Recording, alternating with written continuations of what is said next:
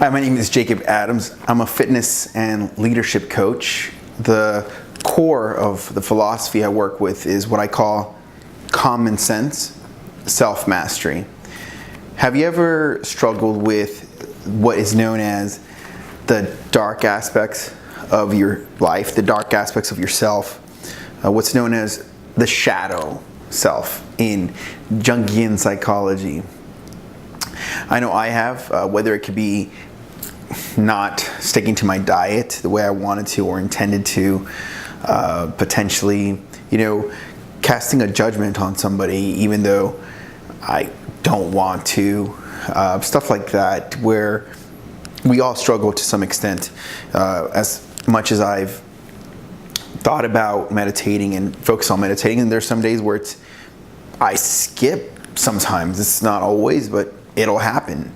Or I'll have a 3-day streak where I don't go to the gym. Has that ever happened to you? I'm willing to bet it has. And, I've actually started working out in around, it's been quite some time now. Believe it or not, headed on about 2 decades. And, the struggles that I faced was Father's Day was just yesterday. And some of the stuff I know in my life that happened is that I saw my father struggle with his being overweight, obese, not having discipline in his nutrition. And actually, believe it or not, it was just yesterday where he said, I really got to do something for my health because I want to stick around longer. And I remember telling him, I said, it's about time. I don't know how I made it this far to be thinking like that just now, but better late than never, right?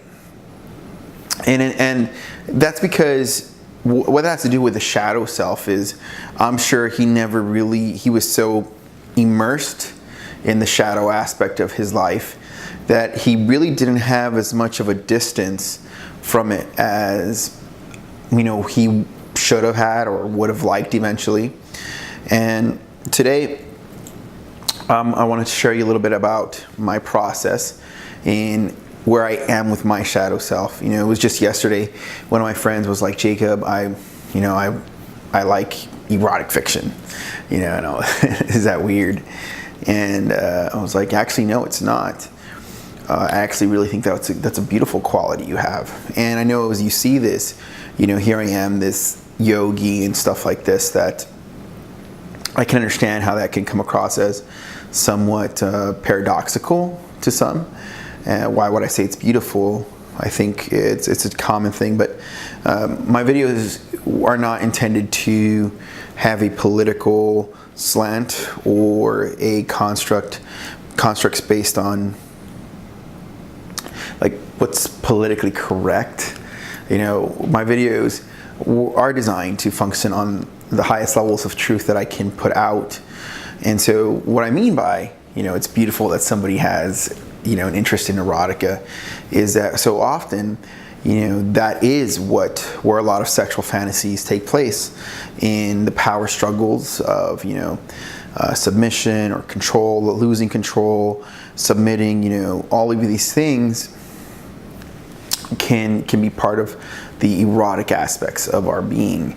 And what does that have to do with the shadow self? Well, the shadow self typically is where a lot of this eroticism takes place for the most part. In other words, we hear things like the naughty librarian or the naughty nurse or the naughty police officer, stuff like this. Does that make sense?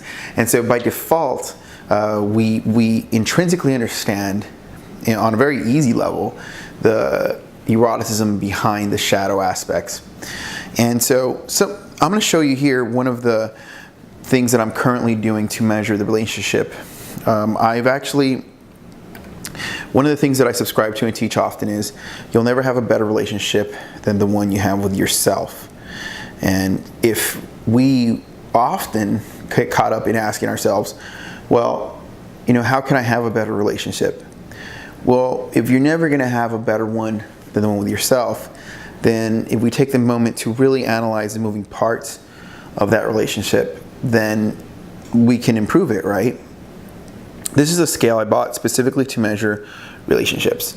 And I put a little dime, so there's just literally 10-cent pieces like this that I have here, and I have the weights that it came with, but I just got little dimes to symbolize a value, right? So they all weigh the same.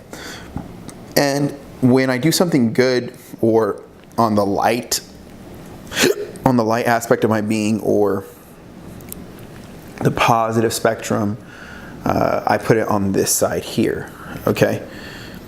It's very much an accounting system that I'm doing here. And so let's just say I have 1, 2, 3, 4, 5, 6, 7, 8, 9, 10, 11, 12. I have like 13 dimes here. And on this side, I'll put something from the shadow aspect of my life, or we can put negative aspect of my life, right? So on this side, we have 4, 6 dimes or so. So it looks like maybe like a 50, like 100% more is going on in the good, and there's a little bit of negativity here. So the way I lead my life, it looks like things are seemingly decent, you know. Now, if I want to stellar relationships with the people around me, it's safe to say that I should remove some of the dimes here with discipline. And this is something I've come up with currently, and this comes from dieting for, over close to 2 decades, working on my diet and seeing when am I at the top of my diet game, when am I not eating so well. It comes from observing when I have more zest, more joy, when not. And so really, if we look at the entire spectrum of our life, of our behavior on its totality, on a total aspect, not just one tree, but really look at the forest aspects and really look at our entire behavior. Are you brushing your teeth every day? Are you eating your vegetables every day? Are you sleeping every day? And it's safe to say that what would merit a dime going in the shadow aspect is skipping sleep in order to stay up watching movies that you don't need, fill in the blank, whatever that is. Maybe it's too much erotic films, or too much erotic fiction, or eating pizza too late, or maybe all of the above, right? So maybe you'd get one for diet, one for watching films late, and one for sleeping on the shadow aspect. So then the next day, if you're going to really want to improve that relationship with yourself, you may really have to eat those vegetables and get to sleep the next day and produce something in an economic level, so that you can start, you could say, balancing out the aspects to your life. And that's a literal scale. This is an antique. I suppose you can use a digital scale, but I really like the relationship and how immediate it is, and how it's really holistic. And so currently, as of right now, I am winning, for whatever that's worth, and really looking to see how I can remove or overcome some of the shadow elements in my life. And you would say, well, why? What's the point? The point is to really get to the next level in my understanding. So many times we look to sort of obtain an external level outside ourselves, but really until we shift deep continents within us, you could say, metaphorically speaking, continents within us, that's where the real growth comes in. That's where we can really transcend where we have been and start having a different reality in the outer realm. And so it is to say that in the past, we were used to sort of looking externally for that next validation aspect. I know that we're sort of still in this very quasi-type place where, external validation markers are still, touted and still considered of high value in many circles. And we're in that shift where it's also moving away into more intrinsic victories, and self-validations are becoming far more important in today's marketplace, as we start to see that self-validation is the ultimate true success, right? Because when you are validating yourself at the highest level, there's really no one that can stop you from your objectives and agenda. One of my mentors put it like this. He said, the guiding light is to not look to others for your own behavior. Making this video was an important aspect of me. As a matter of fact, as I'm recording this video, you can say, well, here's a dime now. It just, as you heard it just landed on the light side because it was something I had in my to-do list, and to achieve it is a level of I'm exercising vision, self-control, creativity, compassion for myself, self-respect, and all of these elements that add to energy within, okay, this light aspect. And today I will likely go to bed at a very reasonable time and get my rest. So that's, when I wake up tomorrow, I'll get another dime, okay? So now as you listen to this video, a common mistake may be to overlook how simple it is, because if one of the core of my tenets is common sense, self-mastery, and you see, it's so easy to see that the balance of shadow aspects and light aspects, it's common to be obsessive and not have compassion towards yourself as we want to improve.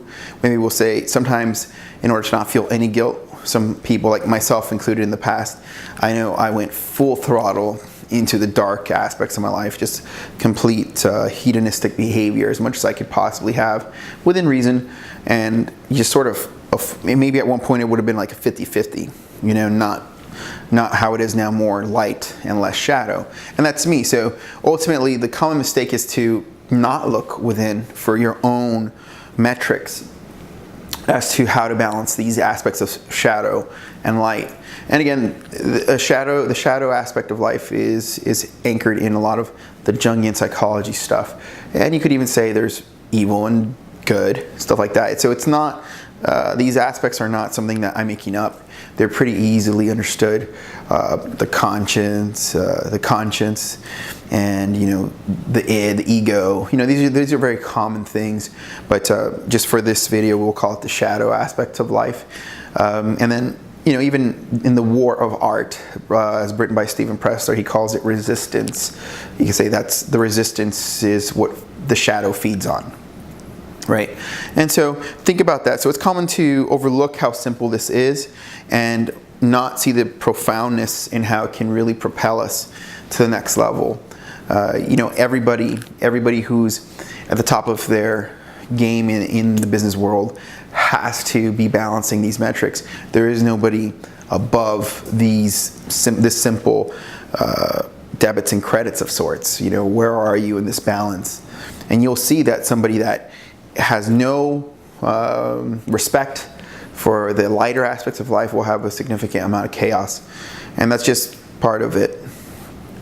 So take some time for yourself and really examine your behaviors, what metrics you want to do, your goals, and what metrics you're going to apply to those goals. For me, it's this video and getting rest and measuring my sleep. That's an important one. As simple as that is, it's like I'm willing to bet your sleep patterns aren't as best as they can be. For most people, that's going to be correct.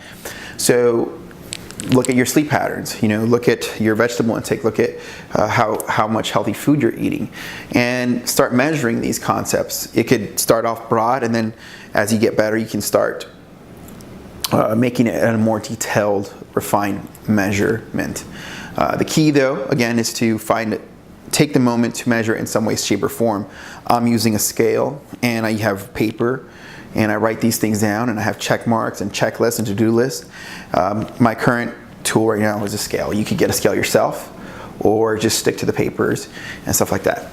This is Jacob Adams. I'd love for you to subscribe and hear what you have to say about your shadow aspects and what makes you tick, what makes you drive. And see, I'd love to hear maybe over time you come back to this video, and this is the kind of stuff that takes time to develop and show itself. So over time, come back then and look at the video and see if you're developing more light, or maybe you're balanced like I was for a long time, or maybe you're more in the shadow aspects, This is Jacob Adams signing off.